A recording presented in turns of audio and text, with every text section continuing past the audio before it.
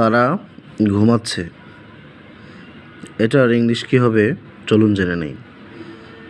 তবে শুরুতে আমরা এটা দেখতে হবে যে এই কথাটা কোন টেন্স।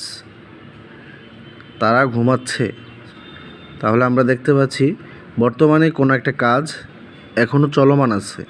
তো এই ক্ষেত্রে আমরা জানি এই টেন্সটার নাম হচ্ছে প্রেজেন্ট কন্টিনিউয়াস টেন্স। চলুন তাহলে আমরা এই সেন্টেন্সটি তৈরি করি।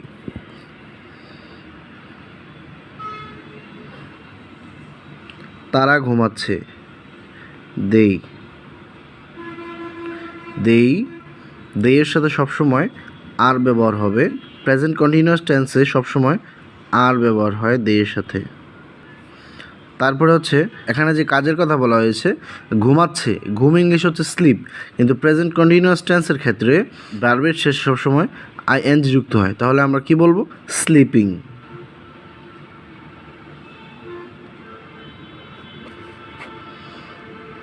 তাহলে তারা ঘুমাচ্ছে, দে আর স্লিপিং। যদি বলি তারা খেলছে, দে আর প্লেয়িং। তারা দৌড়াচ্ছে, দে আর রানিং। তাহলে তারা সাঁতার কাটছে, এটার ইংলিশ কি কমেন্ট বক্সে লিখে দিন।